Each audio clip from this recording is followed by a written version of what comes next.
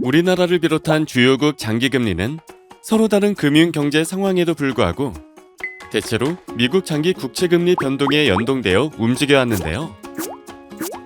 2022년 이후 글로벌 통화 긴축기를 거치면서 이러한 경향이 강해졌고, 특히 우리나라의 경우 미국 장기 국채 금리와의 동조성이 상대적으로 더 크게 나타나고 있습니다.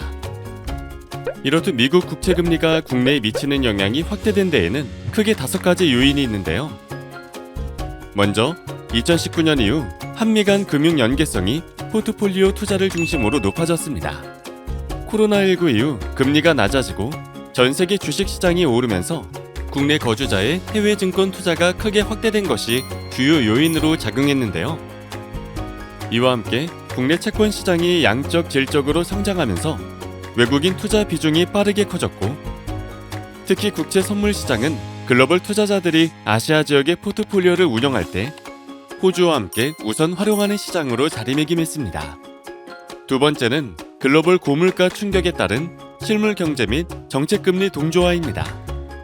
2022년 중 예상치 못한 물가 충격에 직면하면서 각국은 정책금리를 급격하게 인상했는데요. 이에 따라 시장의 정책금리에 대한 장기 기대도 크게 높아져 주요국 장기금리 상승 압력으로 작용했습니다. 세 번째로 국내 투자자의 미금리 추종 경향이 강화되었습니다.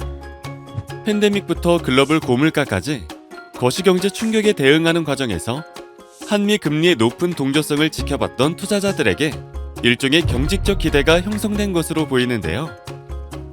이를 확인하기 위해 주요국과 미국 간 기대 단기금리 상관 계수를 구해본 결과 코로나19 이후에 형성된 투자자들의 높은 경직적 기대가 2023년 이후에도 여전히 영향을 미치고 있음을 알 수 있었습니다. 또한 미국 국채금리가 경제 뉴스나 미 연준 인사들의 발언에 영향을 받아 큰 폭으로 등락하면서 우리나라 역시 관련 뉴스에 대한 민감도가 올라가 미 국채금리 충격이 확대된 것으로 보입니다.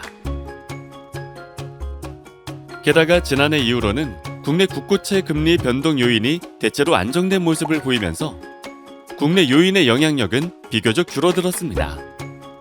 네 번째로 국채 선물 시장에서 미국 국채금리 추종 경향을 보이는 외국인의 방향성 거래가 크게 확대되었는데요.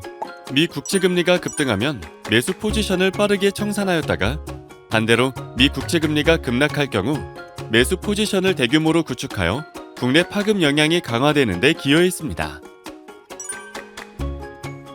마지막 요인은 미 달러화 강세입니다. 미 달러화 강세는 전 세계적으로 위험 회피 심리를 강화하고 국내 금융기관의 자금 조달 여건을 악화시켜 국내 국고채 금리의 기간 프리미엄 상승을 유발했습니다.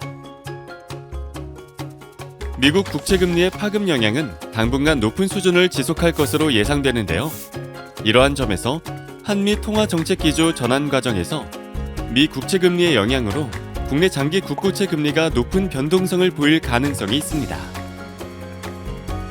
다만 국가별 물가 경기 여건에 따른 글로벌 통화정책 차별화가 본격적으로 이뤄지면 미 국채금리 영향력이 다소 줄어들 가능성도 있을 것으로 보아 앞으로 시장 참가자들의 기대가 국내 경제 상황에 맞추어 적절하게 형성될 수 있도록 향후 통화 정책 방향에 대한 소통을 강화할 필요가 있겠습니다.